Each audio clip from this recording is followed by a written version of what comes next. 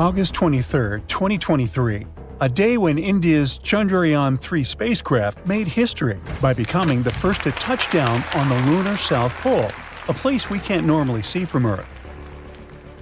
What makes this lunar hideaway so fascinating to scientists? Well, it turns out it's hiding something precious – lunar ice. This place is believed to be more abundant with this ice than what we found up north. And it's not hard to see why scientists are so buzzed up about it. It's a frozen water source, and it could become our key to building a permanent lunar home, or even fueling missions all the way to Mars. Scientists knew about this ice for over 2 decades, since the NASA spacecraft accidentally stumbled upon it during one of the missions. Then in 2018, NASA triumphantly declared that they're 100% sure about it. They said that the south pole of the moon is abundant with water. Now picture this. Future lunar settlers could tap into this water supply. It could help us sustain life in the barren lunar landscape. Plus, by cleverly splitting the water into oxygen and hydrogen, we could receive both air and rocket fuel. All this will make moon missions more feasible and self-sustaining. It's also a great glimpse into the past. This ice, maybe as old as the moon itself, could unlock the moon's and Earth's deep mysteries. But it turns out that water isn't rare in space at all. There might be lots of planets out there where life could thrive. We know this because we started finding water vapor around stars, and this water is remarkably similar to the water in our own solar system. This discovery suggests that the water on Earth originally came from space. Water forms around stars in the cloud of extremely hot vapor. Then it turns into ice and sticks to tiny dust particles. These particles stick together over time and become bigger objects, like comets, planets, and other things. Some of these become comets and planets in our own solar system. And this is how water is being spread across the universe, and it may be how it got to our planet and the moon too. Scientists think that the lunar ice might have journeyed here eons ago. Maybe it hitched a ride on water-rich asteroids that smacked into the moon's surface. All this has big implications for us. The southern pole is an ideal canvas for humanity to establish a real moon base. Imagine brick domes connected by secret underground tunnels. They'll be bustling with people busily operating computers. Some others will be cruising the lunar landscape in their jeeps or on their way to mine precious resources. We have some pretty cool ideas on how to build this. First, you probably imagine hauling hefty and water-draining shelters all the way from Earth. But maybe there's a more effective way. Think about our history as a civilization. Every time we ventured to a new place, we surveyed the surroundings for available resources and used them to survive and thrive. This is how we spread across our own planet. So why shouldn't we spread across the moon the same way?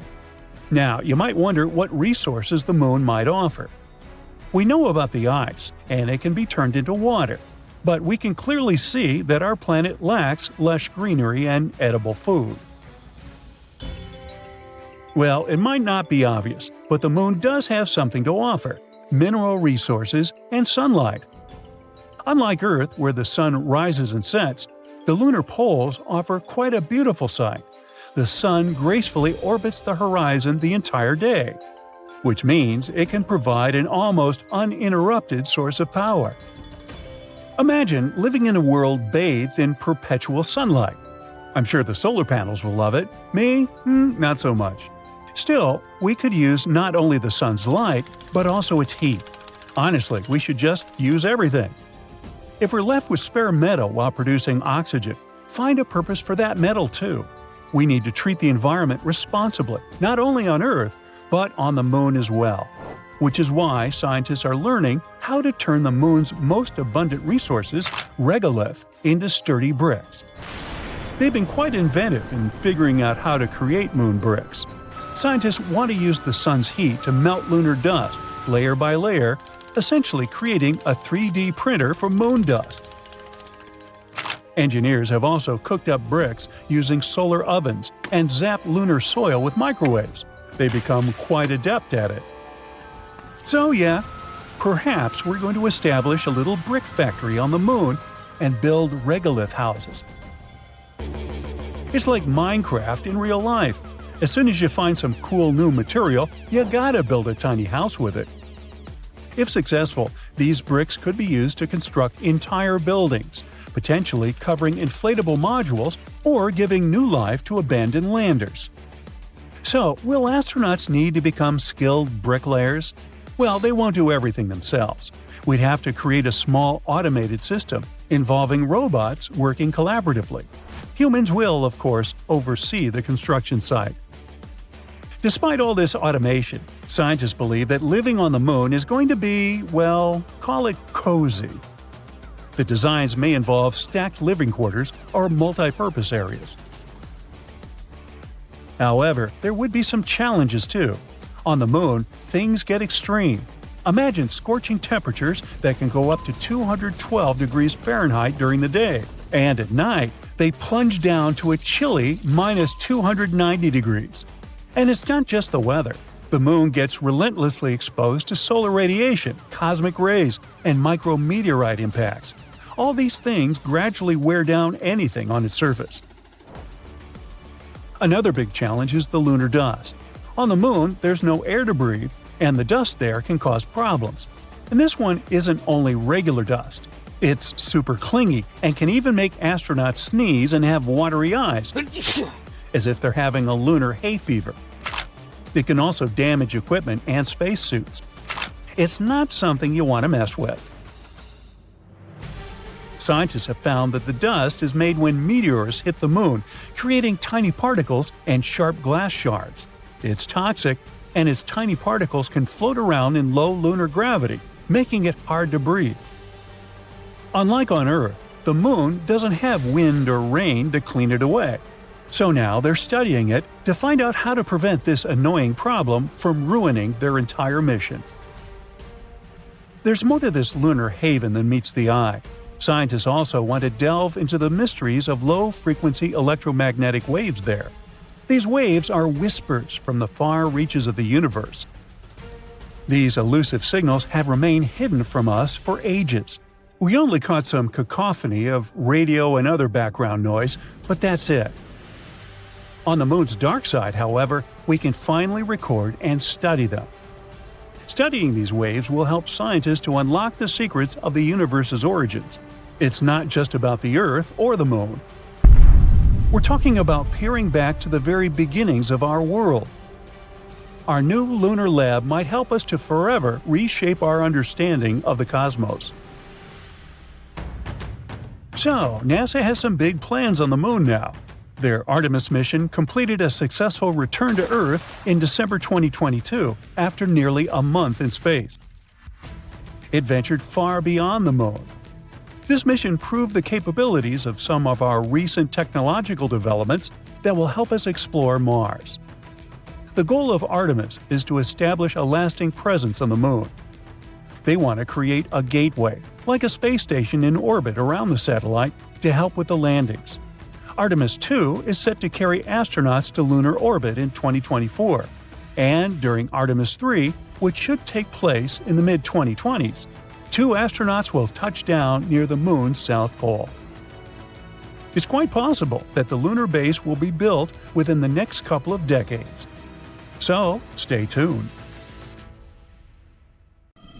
This signal had been traveling through space for 200 million years, and now, when it finally reached Earth, it brought a fascinating story with itself. It might even help us solve an 18-year-long mystery. We caught this one in 2022. It was such an intense burst of radio waves. Even though it lit up for a fraction of a second, it outshined entire galaxies. At first, this signal hasn't caught attention because we've seen similar things before. It was a fast radio burst, or FRB for short.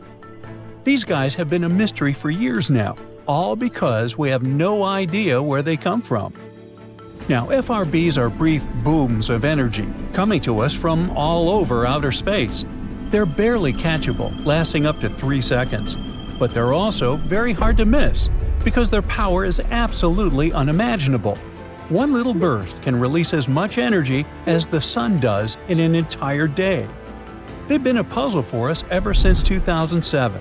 We've caught over 1,000 of those signals from literally everywhere, from our own galaxy to places as far as 8 billion light-years away.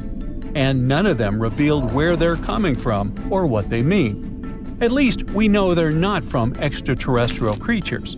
They have to be coming from something that happens nearly constantly, and this recent signal might finally help us learn the truth. It lasted about 2 milliseconds, and it wasn't particularly bright. But when researchers took a closer look, they realized they can actually finally track this one. They got to it immediately. They saw that the burst came from a galaxy about 200 million light-years away. In other words, this is exactly how long these radio waves have been traveling to us. The signal flickered in a weird pattern. This is what we call a scintillation. When light or radio waves travel to us, they can stumble upon unexpected crazy clouds of gas.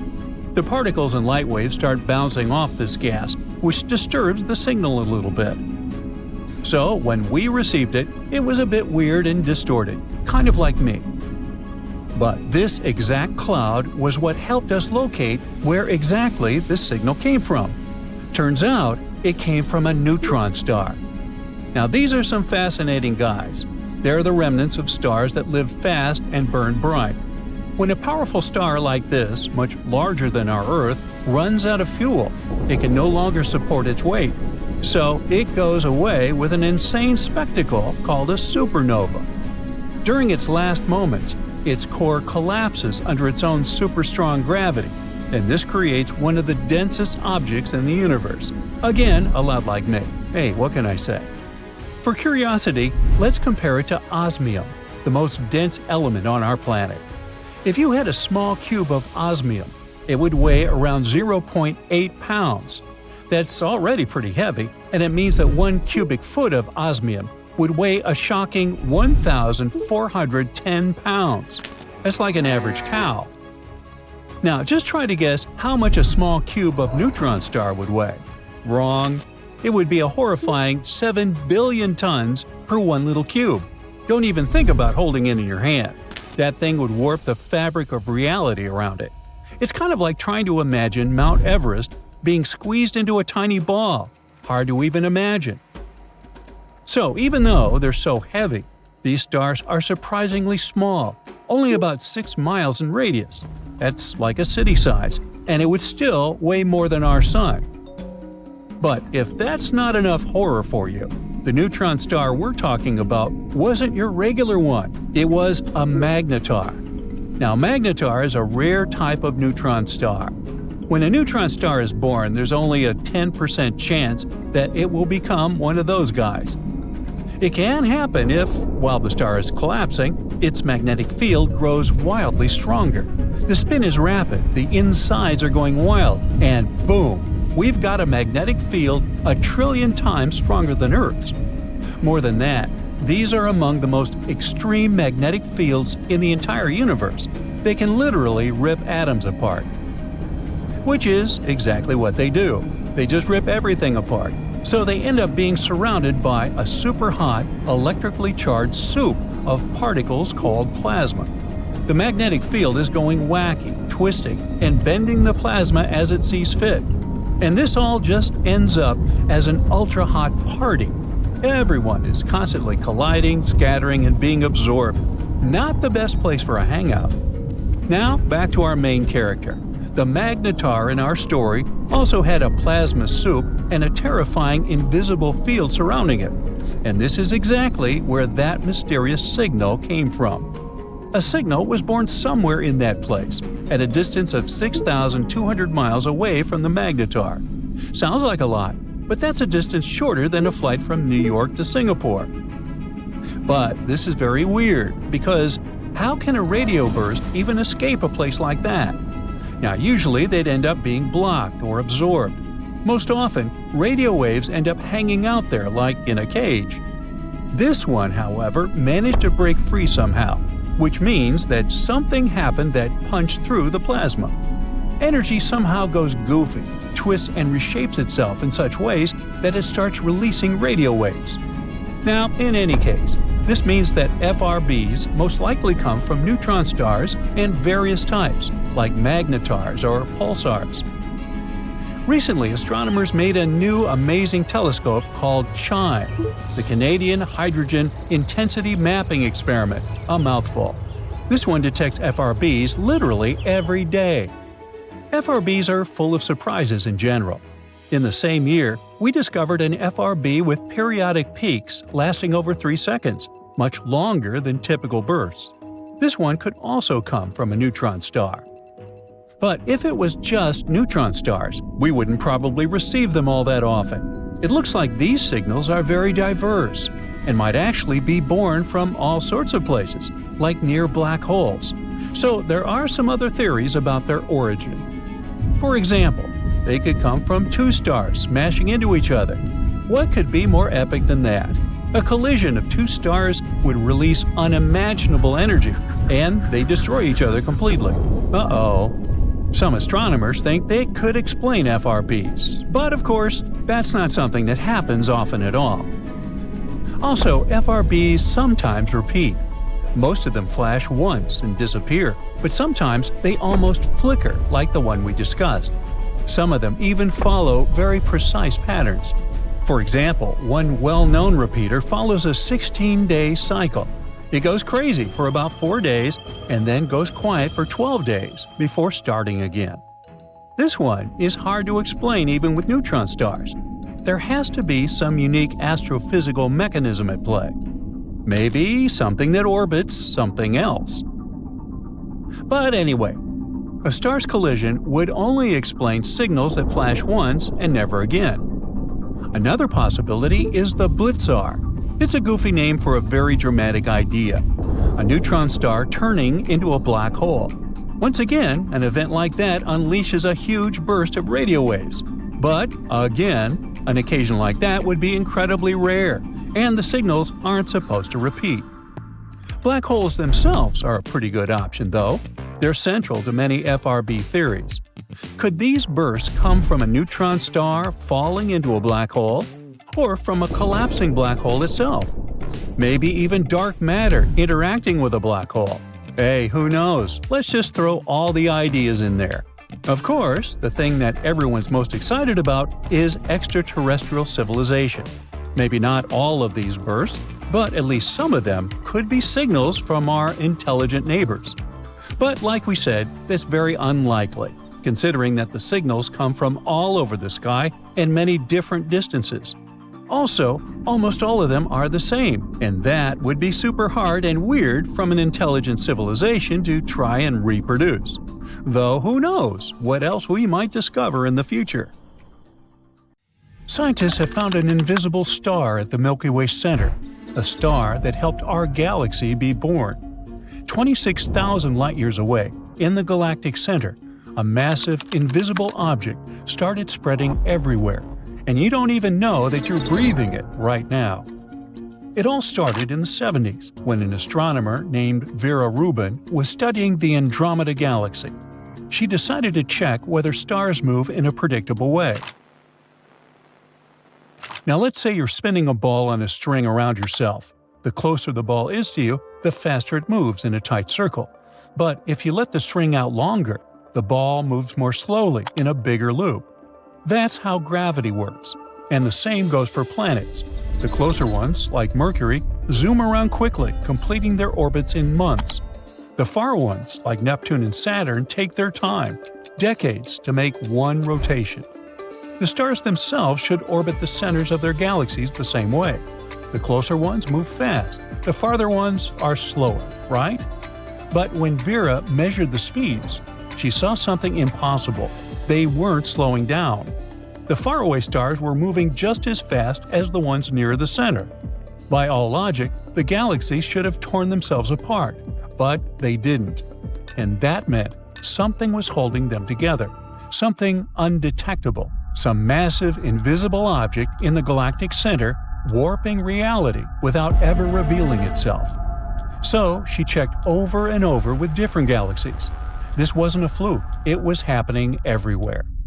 Rubin had accidentally uncovered proof that galaxies were drowning in something far heavier than all the stars, planets, and gas in our entire universe combined. It was holding us with ghostly hands. Astronomers called it dark matter because it doesn't glow, doesn't reflect light, doesn't seem to interact with anything at all. It's just there.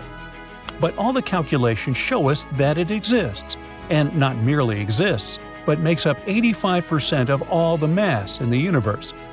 We know that it sculpted galaxies. Without it, the world as we know it wouldn't exist.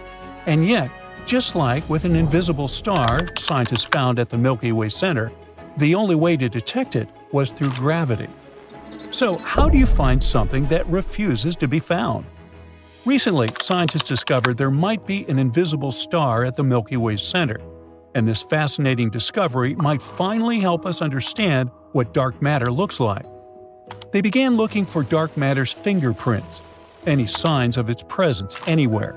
They studied how galaxies moved and smashed particles together in giant machines, hoping to create tiny bits of dark matter in the lab.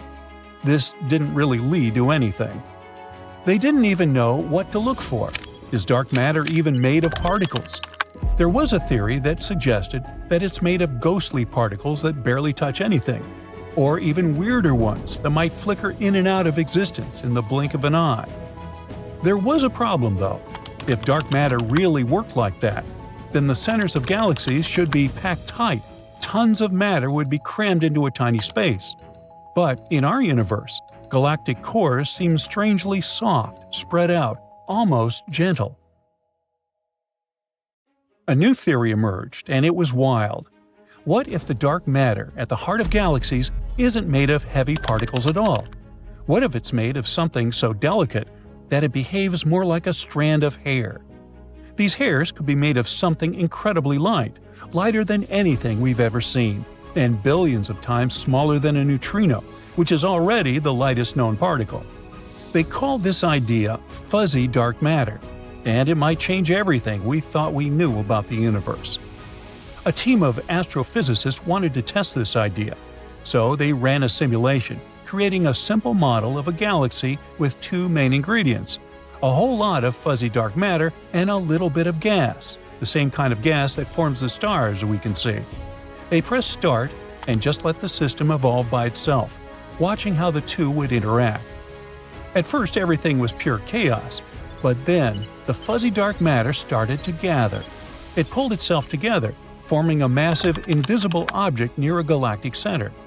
The gas followed, spreading throughout this ghostly mass, mixing with it and glowing faintly. And then it suddenly formed something incredible: dark stars. Not typical stars like our sun, blazing with heat and light. Instead, it's enormous, massive, invisible objects, a hybrid of two different kinds of matter. We've never seen anything like this before. An object that would stretch across thousands of light years, and yet they'd be almost weightless, more like cosmic puffy clouds than anything else. Scientists called them Fermion boson stars. Finally, this dark matter thing is starting to make sense. The core of this strange invisible star would have just the right density, not too dense, not too loose. And it looked exactly like what astronomers actually see in real galaxies. If it's confirmed, then it would finally explain how dark matter behaves and works. And if they're right, then every galaxy in the universe could be tied to one of those vast unseen giants. The Milky Way hidden star might be one of them, shaping our galaxy in ways we never realized. What's wild is that this stuff wouldn't behave like normal matter. It wouldn't form anything solid. Instead, it would be more like a complex, ever-moving web of filaments or hairs. This also means that Earth might be completely surrounded by it. Dark matter still follows the rules of gravity. As it moves past planets and stars, gravity pulls it into focused streams, so it's both hugging and passing through our planet, wobbling consistently. If we could see them, they might look like glowing invisible threads everywhere, and they'd pierce right through the planet, stretching far into space. But this is only the beginning. Now scientists need to refine their models, make them even more detailed, and compare their predictions to real galaxies. But this dark star discovery in the galaxy's center isn't our only clue. Luckily, the universe has given us a way to look for that fingerprint – gravitational lensing. When light from a faraway galaxy travels toward us, it sometimes passes by another massive galaxy on the way, or other massive objects with crazy gravity. Instead of continuing in a straight stream, light actually gets bent around the massive object because of that gravity. And when it finally reaches us, it creates a distorted and magnified version of the original galaxy. Basically, it's like looking through a piece of curved glass. If dark matter is fuzzy, then it should leave a strange pattern on these distorted images. Things should be a bit wavy and unclear. Scientists needed the perfect object to study this, and they found one. A faraway galaxy whose light was bent by gravity, creating a strange stretched-out image.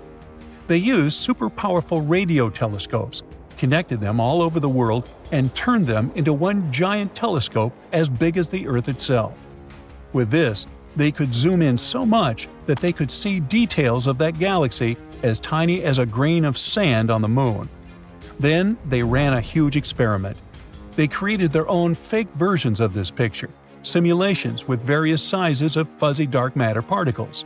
And at a certain point, they found the perfect match. This helped us calculate the exact mass of dark matter particles before we even detected them. And the clues are leading us right to our own galaxy.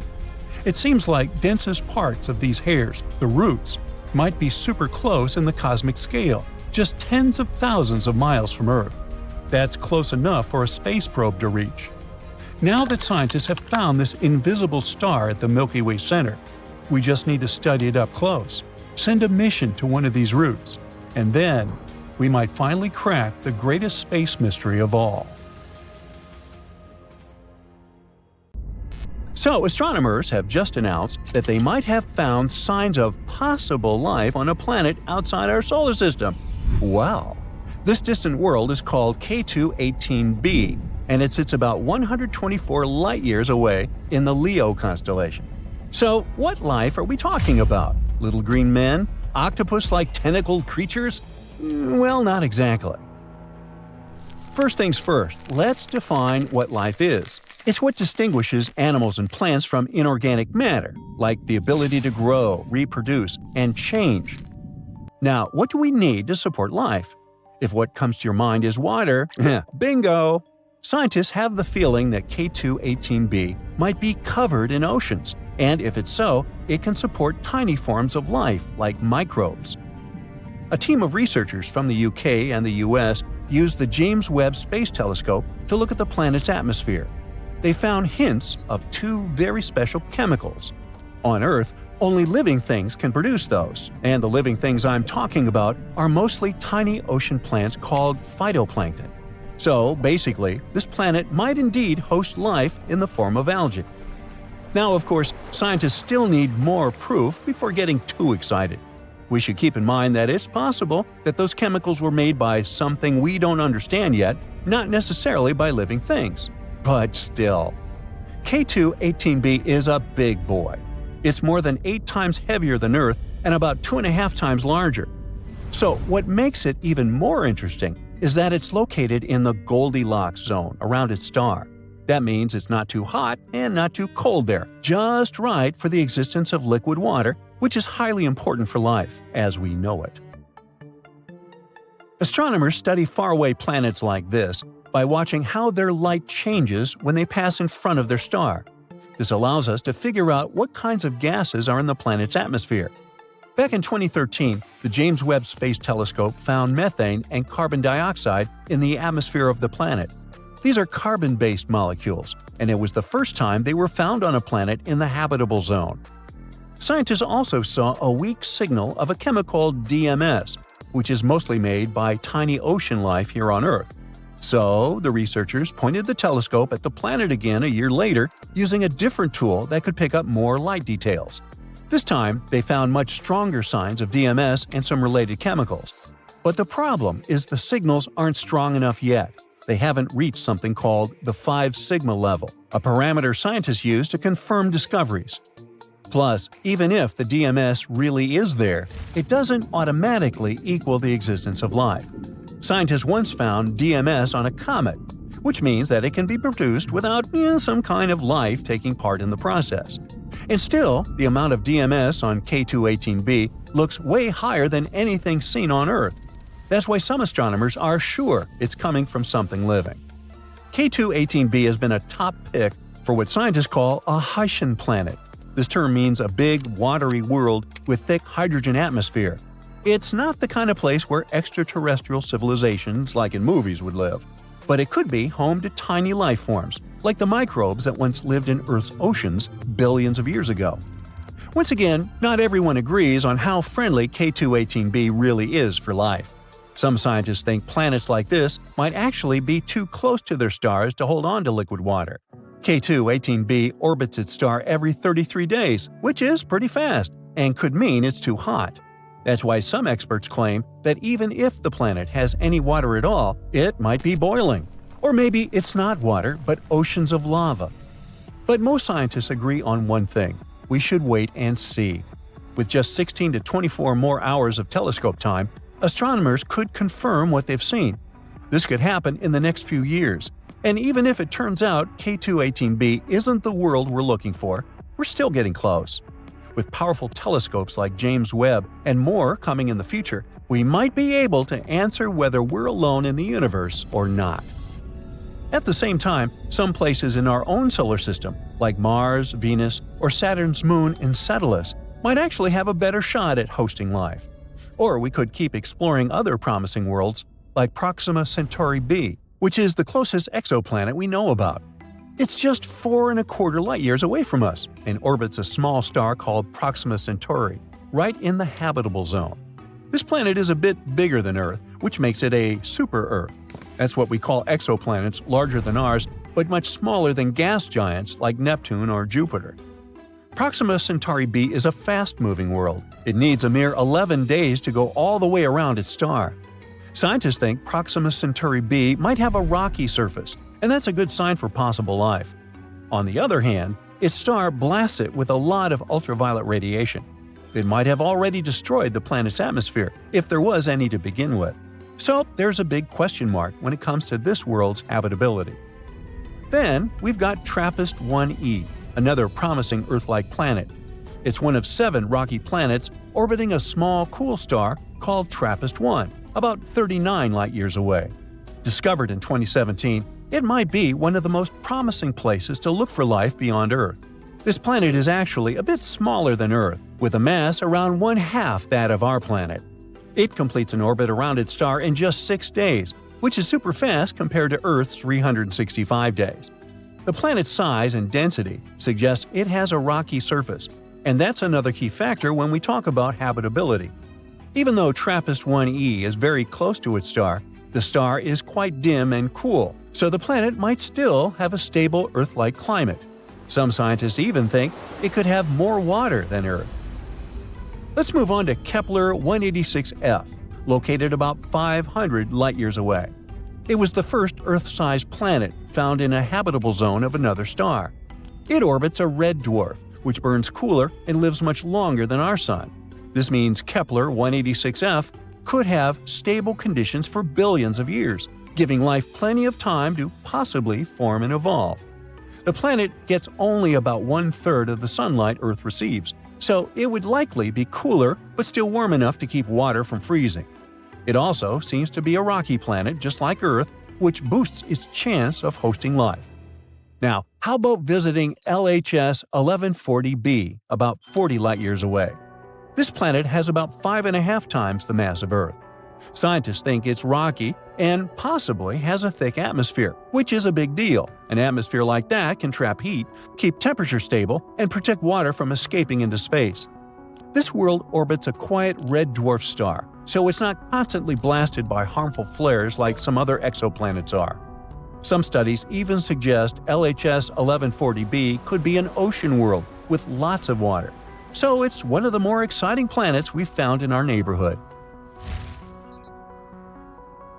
And finally, we have Gliese 12b. Astronomers call it exovenus. It sits 40 light-years away from Earth.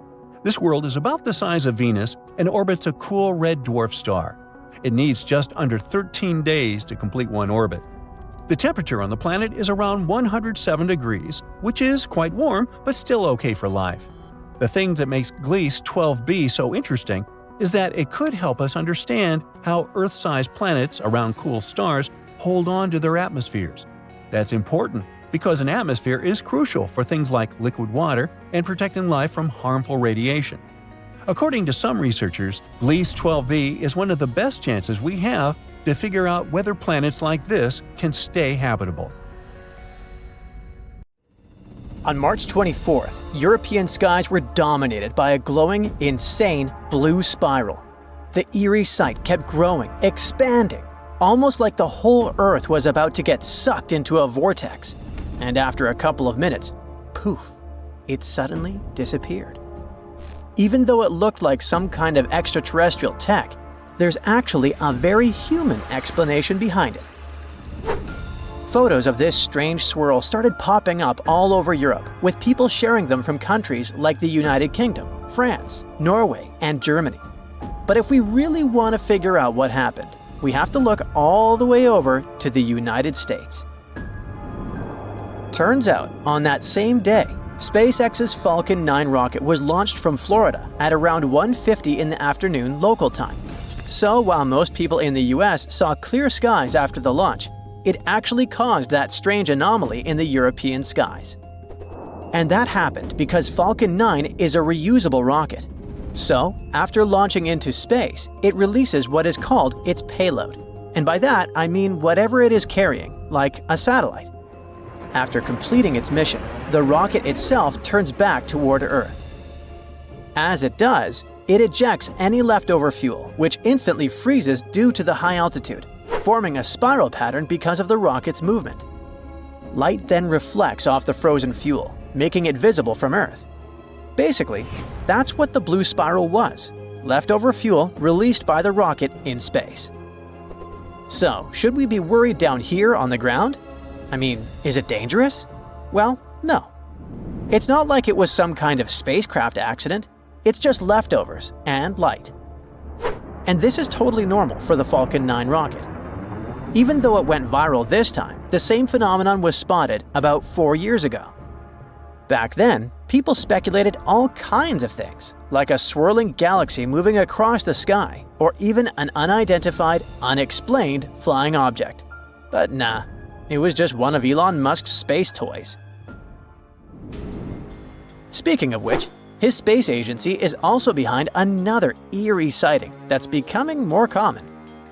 On clear nights, many people have reported seeing a strange string of lights moving quickly in a straight line, almost like a train of stars.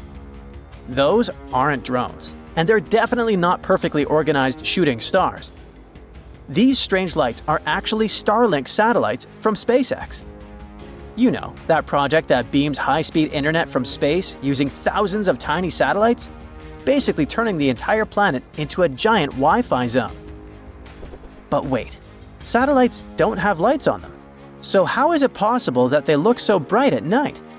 Well, basically, what we're seeing is the sun reflecting off the satellites as they travel through their lowest orbit. And they're only visible if the sky isn't too bright.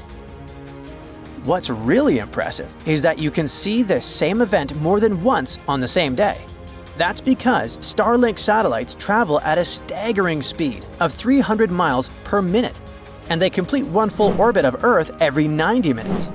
So, doing the math, that means you could spot those satellites within 2 hours of a previous sighting. Without a doubt, the beginning of the year was busy for skywatchers in the United States. In February, they got to see this stunning, cloudy jellyfish shape taking over the sky. What do you think it is?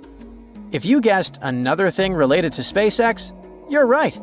This is another art created by a Falcon 9 rocket. This time, it happened because the rocket was launched during the evening twilight. The light from the setting sun bounces off the rocket's smoke trail, creating this amazing effect. Now, let's move on to Italy, where another creepy event occurred. It was a stormy night, and suddenly, way up in the sky, a giant glowing red ring flashed for just a split second. Nope, it was not an extraterrestrial portal. This is something called an ELV. This happens when a powerful lightning strike sends out an electromagnetic pulse that hits the ionosphere, which is a super high up layer of our atmosphere. When this happens, nitrogen atoms up there get excited and glow red, creating a massive but super quick light show. Another red phenomenon happened in Scandinavia, but instead of a ring, it was more like a streak of light. This is known as a stable auroral red arc, or SAR. Despite the name, it's not an aurora. It's something much rarer. This phenomenon happens when the Earth's magnetic field, which acts like a big protective shield, gets disturbed. This disturbance causes some gas in the atmosphere to get super hot, thanks to a huge electrical current around the planet. What's weird is that only oxygen gets heated up during a SAR, which is why these light shows always glow that same red color. And fun fact, this event is more likely to happen after a big solar storm weakens Earth's magnetic field. It is impressive to see phenomena like this with the naked eye, but the view from outside Earth can be just as stunning. In 2022, an astronaut aboard the International Space Station spotted two bizarre blue blobs of light glimmering in our planet's atmosphere. They happened at the same time, but they weren't related at all. One of them was a massive lightning strike that hit right next to a large circular gap in the clouds. The lightning lit up the surrounding cloud walls, creating a glowing ring around the hole. Another one was caused by the moon. The way the moon was positioned made the sunlight it reflected pass through Earth's atmosphere, creating a bright blue blob with a fuzzy ring around it. And if you're wondering what that weird orange halo is, running parallel to the curvature of the Earth, I've got you. That's the edge of the atmosphere, also known as Earth's limb. And this is what it looks like when viewed from the International Space Station.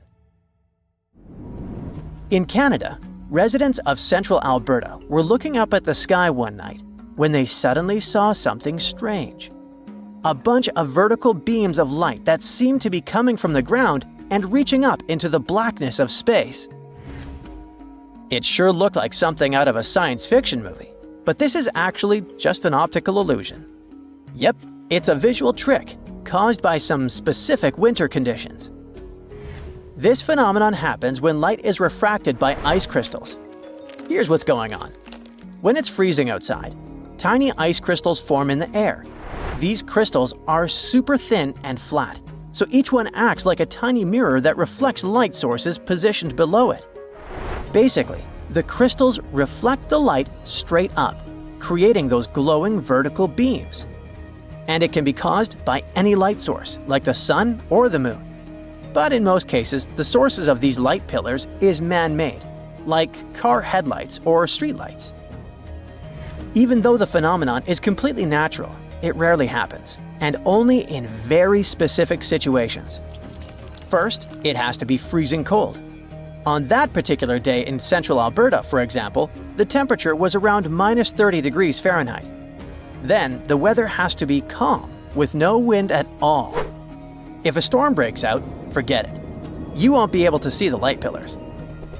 And don't mix them up with auroras, okay? Auroras are mostly seen in high-latitude regions, like around the Arctic and Antarctic. Since they happen way up in the atmosphere, they're visible over large areas. Light pillars, on the other hand, are more localized and concentrated in a much smaller area. But hey, no matter which one you spot, if you're lucky enough to see one of these amazing sights in the sky, you're in for a show you won't forget. So, Mars has several faces. No, really. Back in 1976, when the Viking 1 orbiter was checking out the red planet, it spotted something interesting, a big structure that looked like a human face. It was in the region called Cydonia. It soon became very popular. A bit later, we also discovered the so-called crown face in Libya Montes. Mars in general has a lot of strange structures on it. In 2022, we spotted a door-like structure there. NASA's Curiosity rover snapped some pictures of a rocky mound called East Cliffs on Mount Sharp. This mound has natural cracks in it, and one of them is about the size of a dog door, like something from an ancient Egyptian tomb. A lot of people hyped that story up. The image was shared widely on social media, making the crack look bigger than it really is. Some people think that it's hinting at extraterrestrial life. But after looking closely, NASA found out that it was just a narrow crack in the rocky terrain. These cracks and gaps are pretty normal in rocky areas, both on Earth and Mars. The crack formed naturally over time, maybe from wind erosion or Mars quakes. Mars is a gold mine of mysterious structures. Recently, we found some strange spiral shapes there. These are giant coils made of lava, and they look like big springs or loops. For years, we weren't sure whether Martian valleys were formed by lava or ice. These lava coils are shedding light on that mystery.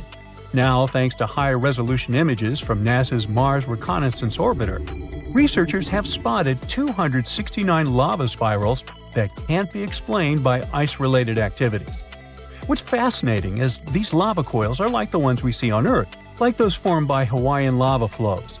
These spirals are so well preserved that they were easily overlooked before. They range from 16 to almost 100 feet wide and are subtle, blending into the dusty Martian landscape. These coils can teach us a lot about Mars's composition, especially its crust and mantle. We still don't know much about those. But Mars isn't the only planet with strange structures on it. For example, Saturn, the gas giant of our solar system, has a fascinating feature at its north pole, a huge hexagon. This is a hexagon-shaped cloud pattern.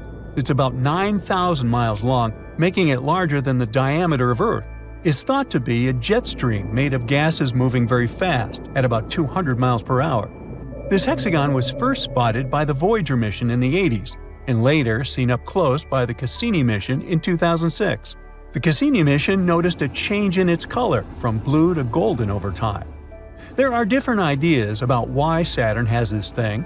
One theory suggests it forms because of the way winds move at different speeds near Saturn's poles.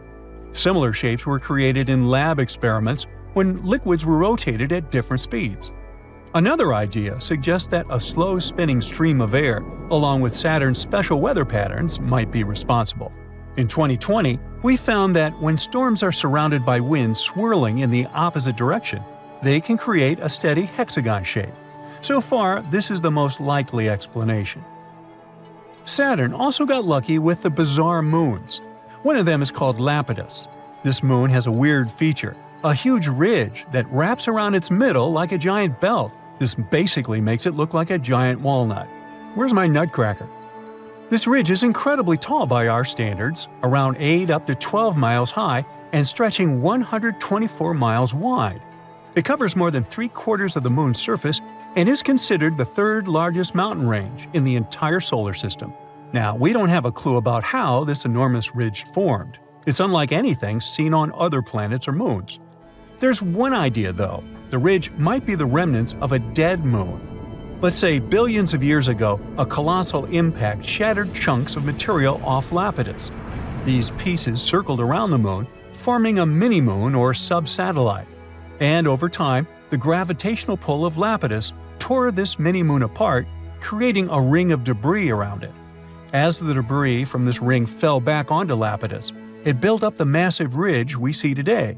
They think this process happened quickly, maybe over centuries. Saturn's gravity didn't interfere because, luckily, Lapidus was quite far away from it. If Lapidus was closer to Saturn, its moon might have been pulled away. But we do need more simulations to see if this theory is true. Titan, another one of Saturn's moons, also has some weird stuff going on in its methane seas. Scientists have spotted these strange bright spots called magic islands that seem to pop up and disappear over time. We have no idea what they are. Titan's atmosphere is packed with complex organic molecules that clump together and fall to its surface like snow. These magic islands might be snow clumps that soak up methane and sink very slowly. But there's a problem. In water, molecules stick together, which is why stuff can float on top of it. But methane is different. It likes to grab onto other molecules, so it makes any solid thing sink immediately. Yet, these magic islands don't sink. There's a theory that these islands might be like sponges made of ice with lots of holes. When pieces of this holy ice come loose from the edge of the lake, they can float on tightened seas for a bit before going down under. There are also other ideas, like bubbles of nitrogen gas or waves caused by wind. We need more research to know for sure. Moons like to be weird. Just look at our own one. In 1971, we found a patch with missing soil on our moon, and it looks like a blue lake. They call this mysterious spot Ina. We first spotted it during the Apollo 15 mission in 1971. Later, the Apollo 17 mission took clearer pictures of it. This spot, shaped like a bluish D letter, is one of the weirdest things on the moon. The color comes from special rocks rich in titanium called basalts. These rocks cover Ina's floor and make it look blue. There are also bluish areas near the edges of the mounds inside Ina. Ina is unique and probably has a long history. It might have had volcanic activity, with mounds that are about 3.5 billion years old. It's similar to the surface age of the volcanic field that surrounds Ina. Now, our moon has its own face, just like those on Mars. There's an area near the moon's south pole that looks like a face, but it's just a bunch of craters and shadows that happen to make an image resembling a face when seen from far away. These craters have been there for billions of years and cover about 16% of the moon's surface. Some of these craters might even have water and ice inside of them. You might be wondering why there are so many faces in our solar system. Well, that's because our brains are wired to recognize faces, even when there aren't any. It's a phenomenon called pareidolia. Our brains try to make sense of shapes, so when we see something that looks a bit like a human, our brain turns it into one because it's familiar. Like when you see a shadow figure on a chair with clothes, or even on Mercury. Some people see shapes like Mickey Mouse. So don't worry, it's not extraterrestrial life.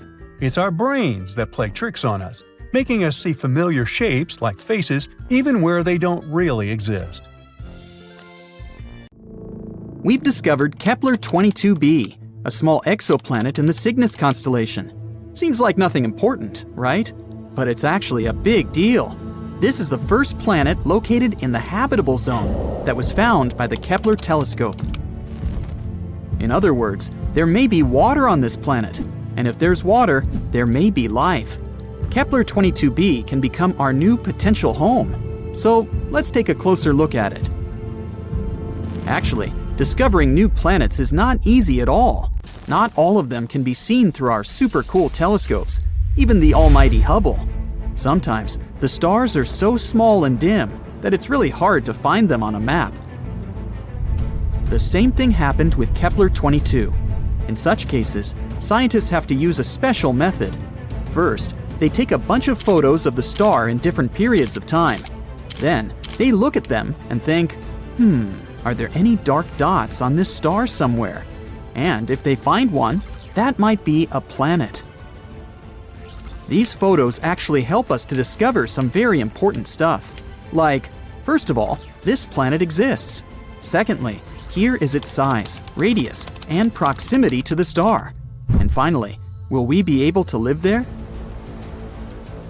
Now we know that Kepler-22b is very similar to our planet and could potentially become a second Earth. It's also very close to us, only 635 light-years away. Yeah, it's about 3 quadrillion miles, but this is one of the closest options. Kepler-22, the star of Kepler-22b, is a yellow dwarf. It's very, very similar to our Sun. The same size, the same radius, even the age is almost the same, 4 billion years. The difference is only in luminosity. It's about 20% dimmer than the Sun. So, no matter how much you strain your eyes, you won't see this star in the night sky. The planet Kepler-22b is about 2.4 times larger than our Earth, and that's pretty good. More radius means more potential water and space to live. Although going from one city to another would take a while. It's scary to even imagine a 3-day-long plane flight. We don't know the exact mass of this planet, but scientists think it's bigger than Earth's. Actually, The mass of Kepler-22b can be up to 36 times greater than that of our planet. What does it mean? Vigorous gravity. If the planet is 36 times heavier than Earth, then gravity there will be about 6 times stronger. Can you barely lift 20 pounds of potatoes? Try 120. Not to mention that you yourself can become much heavier on that planet. You'll have to get incredibly pumped up just to walk there.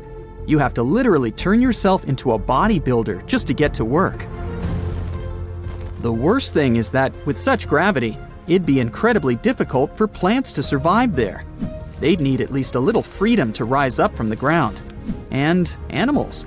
Our dogs and cats would have to turn into little balls of muscle to survive there. But if this planet has its own animals or other inhabitants, we can roughly imagine what they may look like. They probably have a lot of legs to make moving easier. They aren't really tall, but they're very massive and extremely strong. Muscular giant spiders? Could be worse, I guess.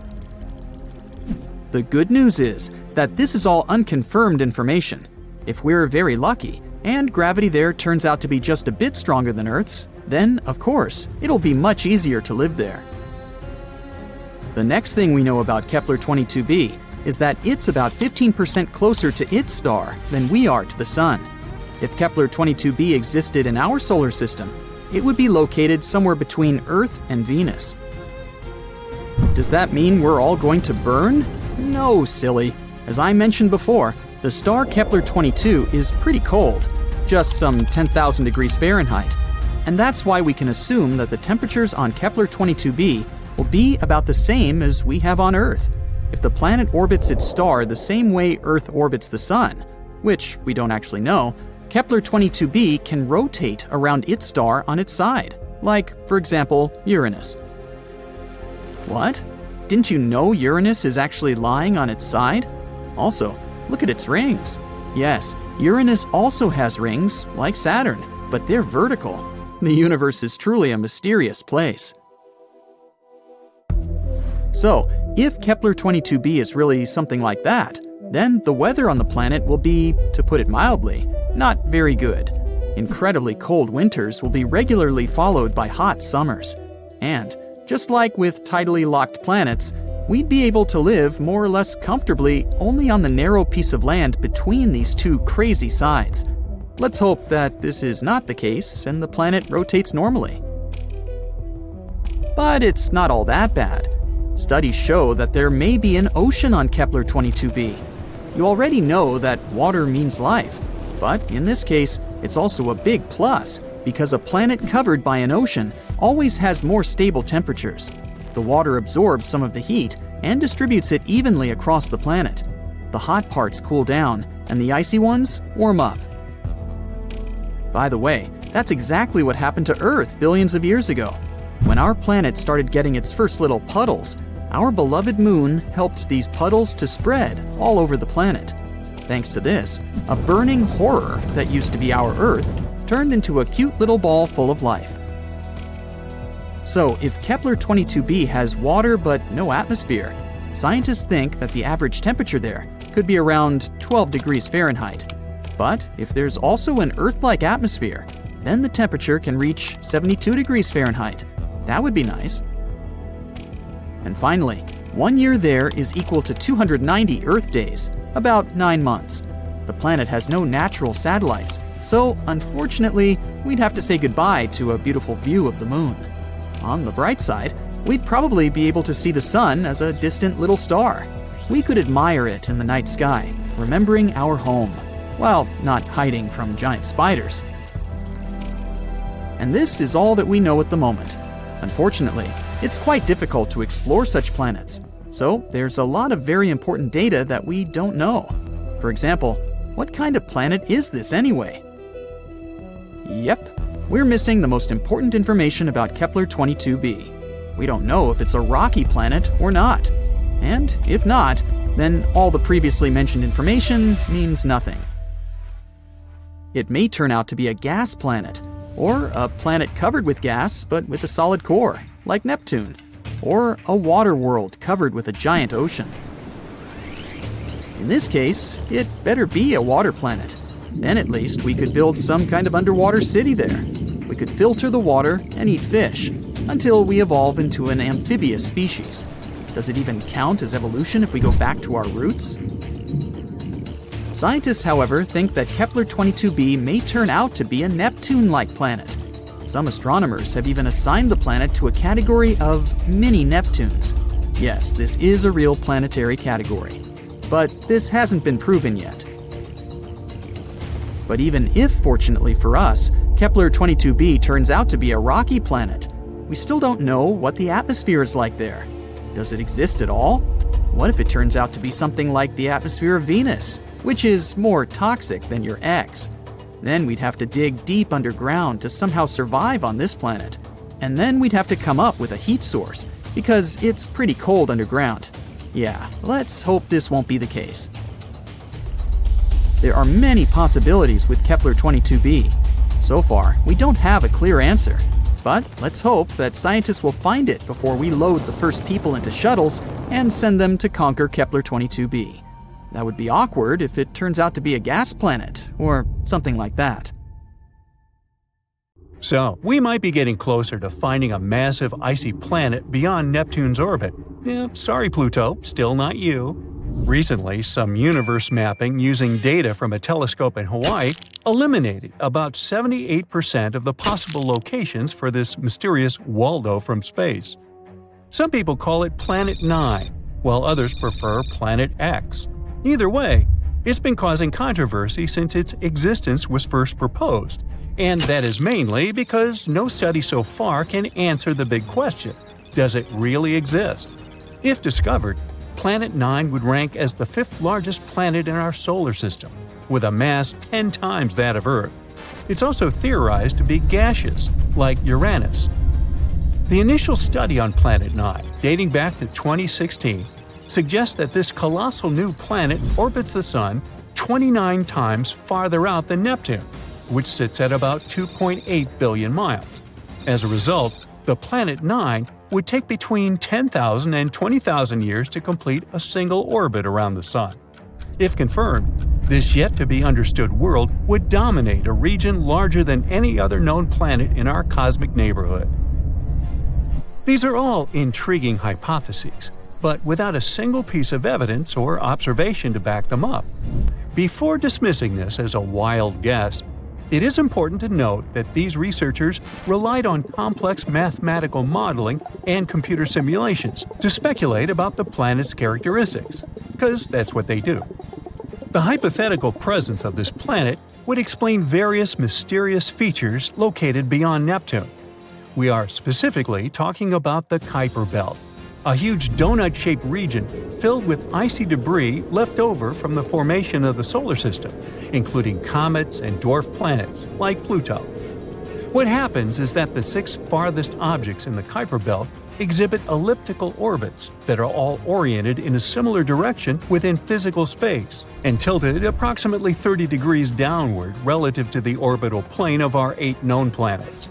What's strange here is that, despite their distinct orbital velocities around the solar system, they maintain this alignment. The likelihood of such alignment occurring randomly is extremely low, around 0.007%. So, here comes Planet 9, a hypothetical massive celestial body that offers a plausible explanation for this strange phenomenon, potentially exerting gravitational influence to shape these orbits. The initial theory didn't hold up for long, facing accusations of observational bias and calculation errors.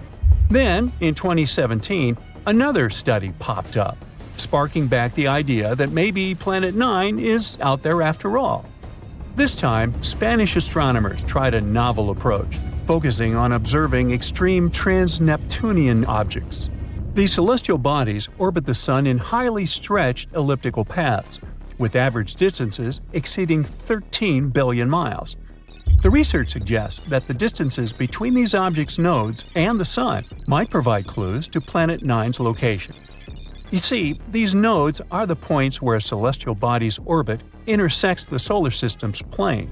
When these objects reach these points, they're more likely to interact with other solar system bodies, potentially causing significant changes in their orbits or even collisions. So, if the trajectory of these extreme trans-Neptunian objects remains stable, everything's fine. But if it's not, well, that's a sign that something else, something big, is messing with their path. And that's exactly what the research found. There is something unseen out there, throwing these objects off course. And that something could be a planet chilling at a distance between 300 to 400 times farther from the Sun than Earth. To this day, the study of the extreme trans-Neptunian objects is the strongest evidence we've got for Planet 9's existence.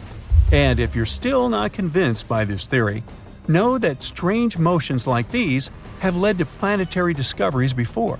Neptune, for instance, was spotted because Uranus's motion didn't quite agree with the predictions of Newtonian gravity. But the deflection of its orbit could be explained if it was caused by a pull of an undiscovered planet. And just like that, we discovered Neptune. Now, the year is 2021, and there's all this buzz about Planet 9 again. After correcting some old guesses, studies are now leaning towards the idea that this mystery world follows an epic loop around the Sun every 7,000 years. That is massive news, because it means this planet might be closer than we ever thought, making it easier for our telescopes to spot it. The paper also suggests there is a whopping 99% chance that the funky orbits of these distant objects are all because of this unseen planet, not just some cosmic coincidence.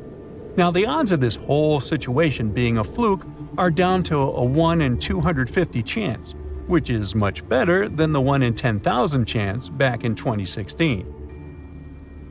All these optimistic numbers have brought us to where we are today, keeping our hopes and working on better equipment to continue the mission of spotting Planet 9.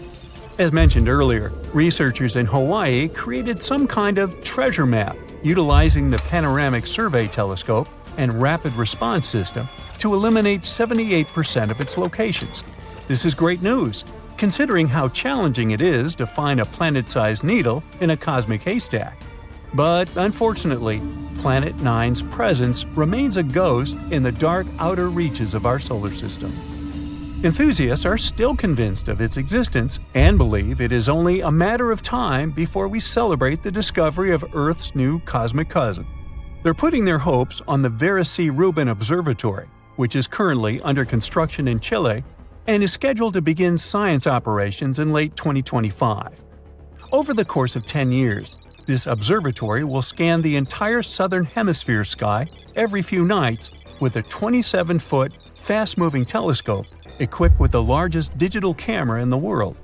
The idea is to catalog everything in the solar system, reaching out to and beyond Neptune, and tracking the movements of millions of celestial objects, including space junk, asteroids, comets, and stars. If Planet 9 is indeed out there, this next-generation telescope could be the one to find it. The existence of this mysterious planet is far from being universally accepted in the scientific community. That is simply because Planet 9 isn't the only explanation for the strange phenomenon occurring beyond Neptune. One theory suggests that a group of distant objects, such as dwarf planets, comets, and moons, might be collectively influencing the orbits of the extreme trans-Neptunian objects. Others believe that a black hole is behind all this. These compressed masses are some of the densest objects in the universe, potentially capable of affecting the orbits of other masses, like how this supposed ghost Planet 9 is believed to be doing. Another bold perspective suggests that our current understanding of the laws of gravity is flawed, actually incomplete. This theory, known as modified Newtonian dynamics, proposes that these distant icy objects exhibit strange behavior not due to influence from another planet, but rather because the immense gravitational field of the Milky Way is influencing them. However, even supporters of this theory acknowledge that it is too early to draw firm conclusions, and much more extensive research is still required. While we continue our relentless hunt for Planet 9, some astronomers have taken it a step further. suggesting the existence of a hypothetical Planet 10. This world has a mass and size like that of Mars or Earth and is located on the edges of the Kuiper Belt. But the thing is, if this alleged Planet 10 is indeed as small as scientists believe, it might not have enough gravity to clear its orbit of debris. And that is pretty similar to what happens with Pluto, being one of the reasons why it got into trouble back in 2006. So yeah, it's better not to get too excited. This supposed Planet 10 might end up classified as another dwarf planet. Voyager 1, which has been traveling through interstellar space for more than 45 years and is trailing a long gray beard by this time, not really, it suddenly began to send strange signals to Earth. Even more bizarre, there are no signs that the probe has broken or anything. Scientists from NASA are desperately trying to find the reason. So, what's happened exactly? First of all, let me tell you a bit more about Voyager 1 and its long journey. Voyager 1 is an American space probe. Scientists from NASA sent it into space on September 5, 1977. Voyager's goal was to explore the outer planets of our solar system, namely Jupiter and Saturn. Initially, scientists assumed that the mission would take about 5 years. Haha, the joke's on them. The probe exceeded all expectations. Not only did it fulfill its mission, but it's still working for much longer than expected.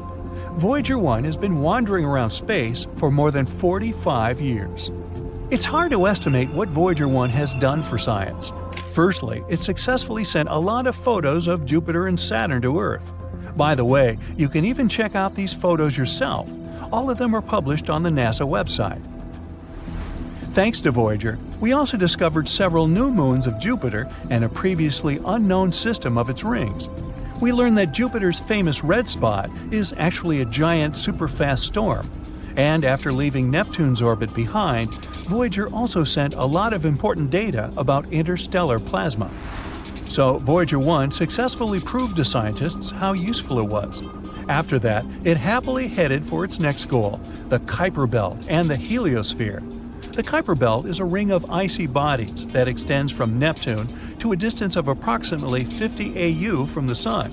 It's kind of similar to the asteroid belt, but about 20 times wider and 100 times heavier. And the heliosphere is an area around the Sun where the pressure of the solar wind is balanced with the pressure of interstellar gas.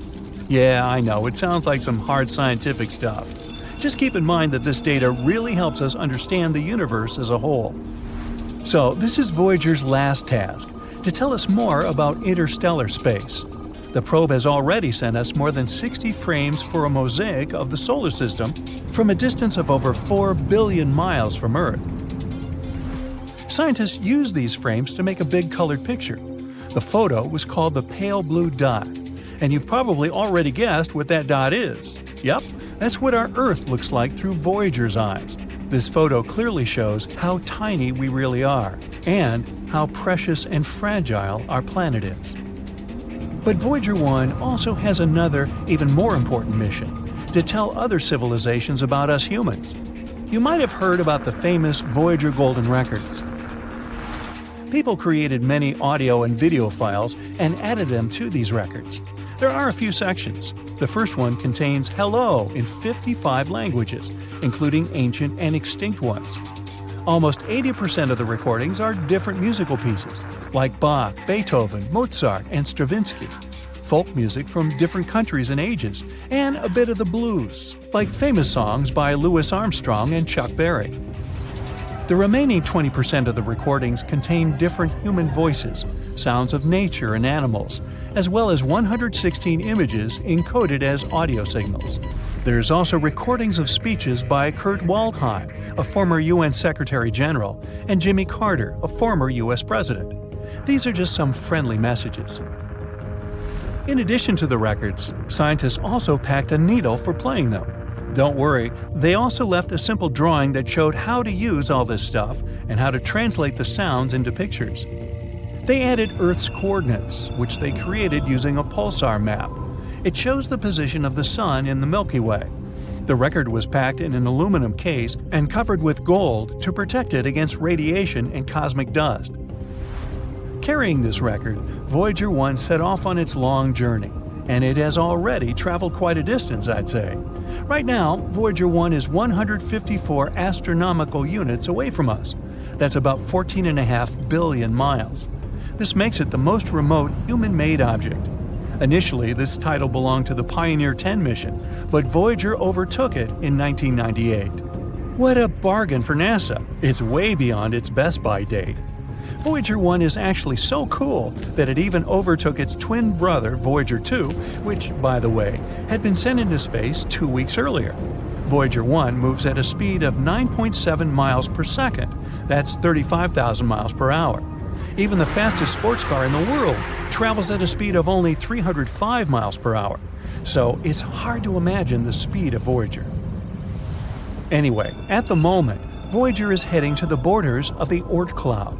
That's the name of a hypothetical layer of icy objects surrounding the solar system. Astronomers haven't confirmed its existence yet, but they're almost sure it's there. After all, even black holes were only a theory not so long ago. Unfortunately, Voyager 1 won't return back to the solar system. It'll keep in touch with Earth at least until 2025. But eventually, we'll lose the connection with it for good. In 300 years, it'll reach the borders of the Oort cloud. And in 30,000 years, I won't be around then, it'll finally leave the solar system. And if nothing happens to it along the way, in another 10,000 years, Voyager 1 will approach red dwarf star Gliese 445 in the Giraffe constellation. In the future, the probe will probably keep wandering around the Milky Way galaxy. And now, let's finally discuss the mysterious signals part. So, what happened? Well, a rather unusual thing. NASA's Jet Propulsion Laboratory, which monitors and controls both Voyagers, reported this problem in May 2022. Our veteran spacecraft suddenly began sending strange data to Earth.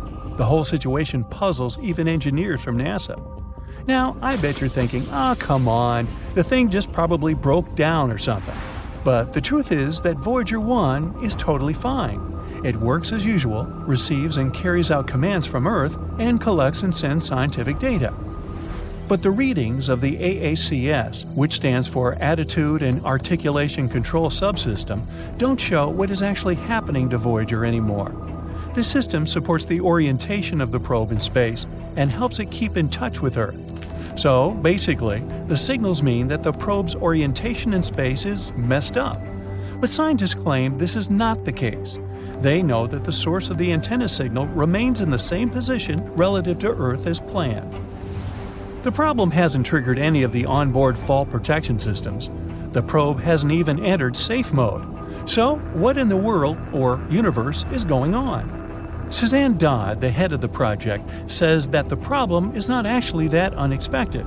After all, Voyager 1 is already 45 years old. The expert admits that what's happening to the probe remains a mystery to them. They don't know exactly where the incorrect data is coming from, and it's unclear how this will affect the operation of Voyager. She adds, though, that it's not that surprising, considering that the probe is in interstellar space. There's a very high level of radiation there. No spacecraft has ever reached that point before.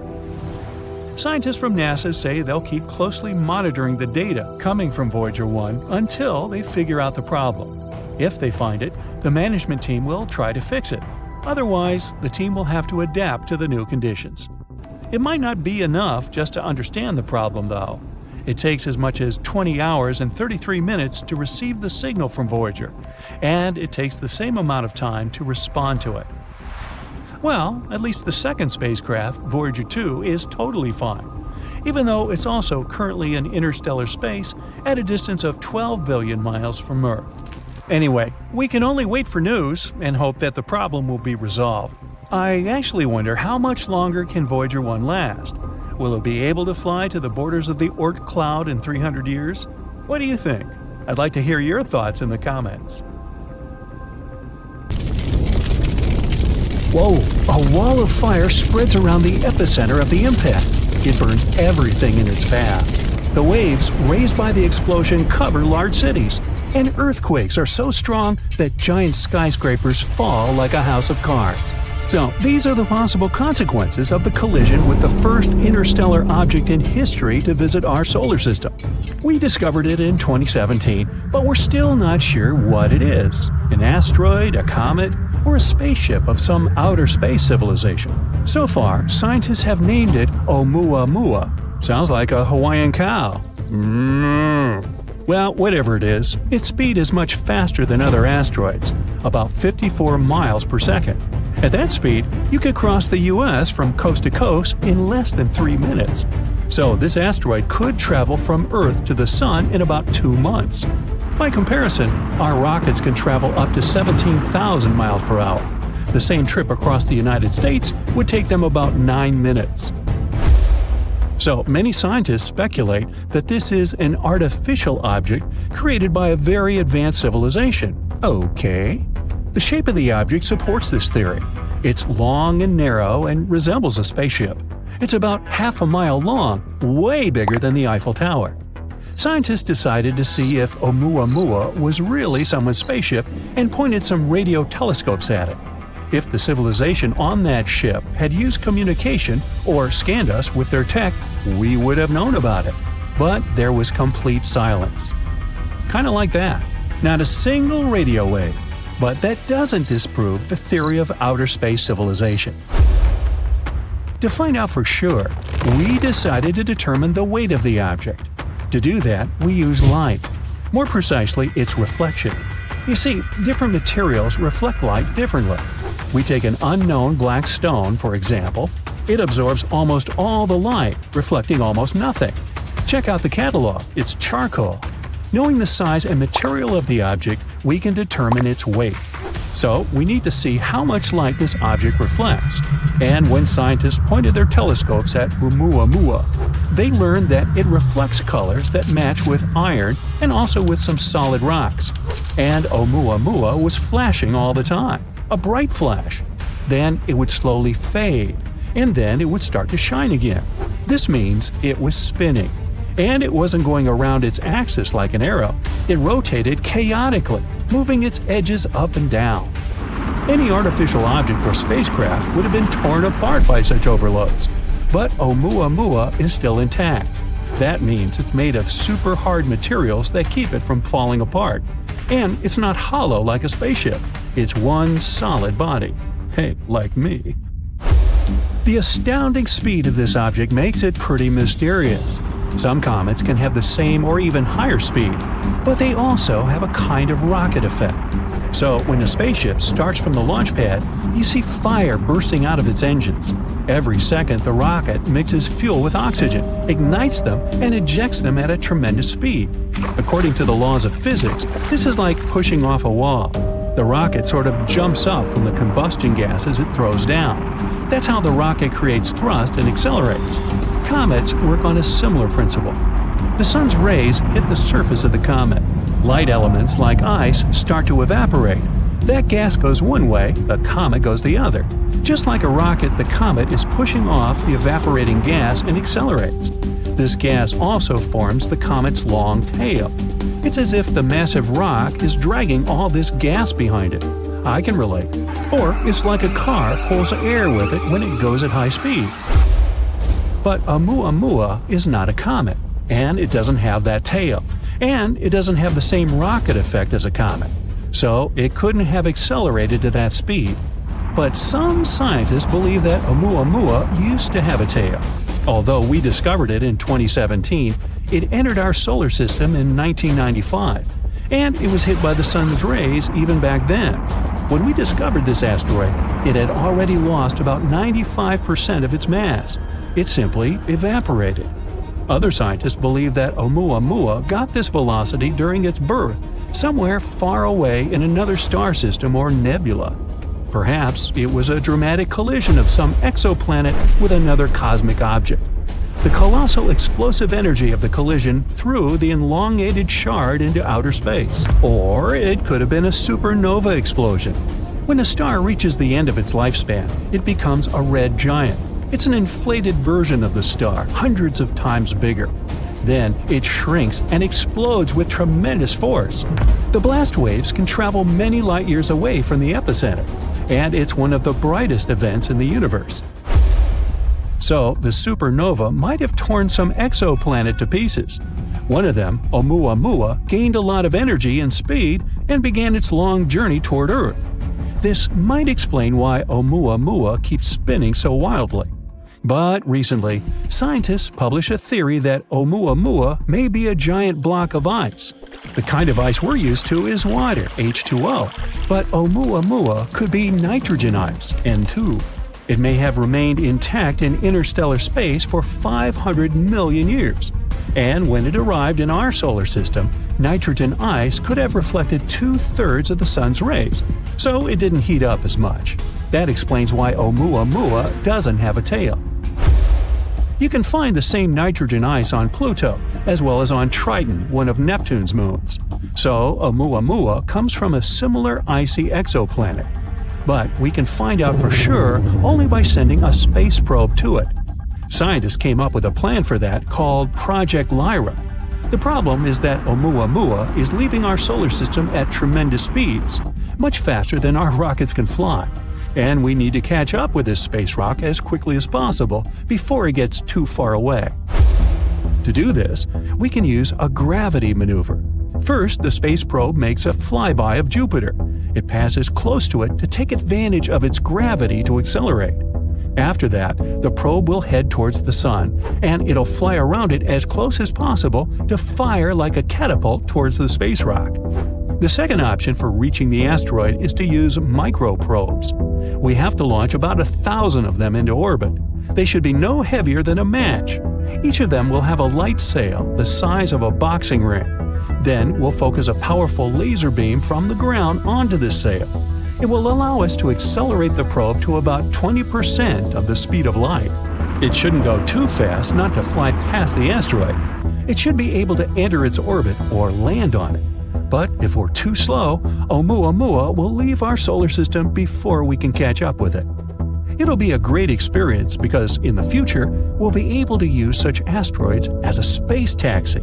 All we have to do is enter the orbit of such an interstellar asteroid or even land on it. Then we would keep moving through space at incredible speeds without using any fuel at all. This would be a great option for traveling long distances or to deliver supplies to other star systems. So why should we be afraid of such objects? Well, a collision with an asteroid the size of Oumuamua could wipe out an entire state. If it were to hit somewhere in the ocean, it could cause waves taller than our skyscrapers. Scientists are anxious to find ways to protect us against such objects. One of them is ramming. If we spot a potentially hazardous object, we could send a spaceship towards it, pedal to the metal. The spacecraft will have to ram the asteroid at an angle that will move its trajectory just a little bit. Moving it too much on a cosmic scale would only dramatically change the asteroid's final destination, and we only need to get the asteroid past our planet. We can also create a controlled explosion on the asteroid. It's based on the same principle. The force of the explosion would have to shift the trajectory of the asteroid slightly, or smash a giant rock into smaller pieces. Asteroids up to 80 feet wide would burn up completely in our atmosphere due to friction against the air. Rocks between 80 feet and half a mile in size may not burn up completely and cause local damage. Anything larger is considered very hazardous. You think? The traditional method of science fiction is to put rocket engines on the asteroid. Then we can not only change the trajectory of the space rock, but also control it. And we can use it against other asteroids. It would be something like space billiards. You know, many different things have nothing in common at first glance. The appearance of mysterious clouds over Stonehenge and the migration of wolves in Canada. Patterns on the wings of a Caribbean butterfly and strange footprints on the moon's surface. These are all random facts, but people can see connections in these events. Let's see how it can happen and where it can lead to. Imagine reading some crazy article on one of the unreliable sites, forgetting about it, and then beginning to notice small details in the world that might indicate that the information in this article is true. You realize you've learned something unusual, but for some reason, other people don't see it or don't want to see it. You try to tell them, but no one wants to listen to you. And some people even think you've gone mad. Let's stop for a moment and see what kind of article you've read. So, in 2017, one not-so-truthful site published a story about a ship from another planet called Black Knight that had been spying on people for 12,000 years. But not long ago, agents from a secret organization managed to destroy it. Sounds like absolute nonsense or a plot for a cheap sci-fi movie. Of course, you don't believe it. But a few years later, you find a story about Nikola Tesla. Let's fast forward to 1899. The famous scientist was sitting in his laboratory in Colorado Springs conducting radio experiments.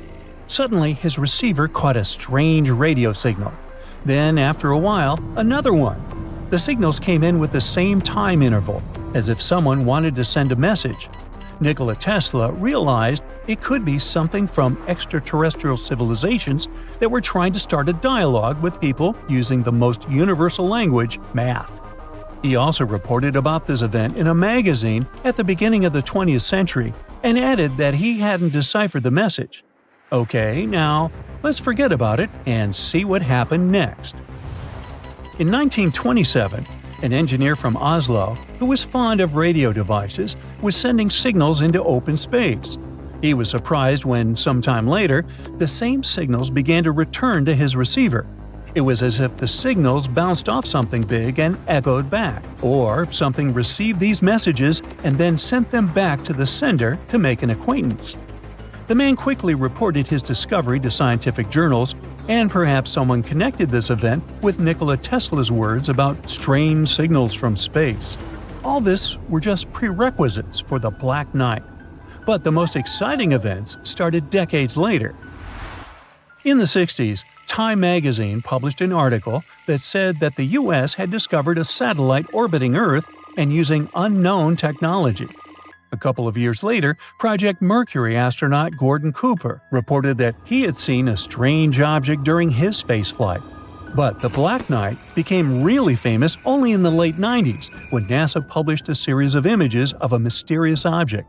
During the first flight to the ISS, astronauts noted weirdly shaped somethings and took several pictures. Then someone gathered all the facts, collected all the information about the black satellite, and discovered that it had been flying around our planet for more than 10,000 years. How did they figure it out? People managed to calculate the age of those radio signals that Tesla and the engineer had received. If this is true, the Black Knight appeared much earlier than the Sumerians in ancient Egypt. What if this satellite helped build pyramids and majestic temples? What if it had been watching over our development all this time and transmitting this information to another planet? What if mysterious images ancient people drew depicted the satellite?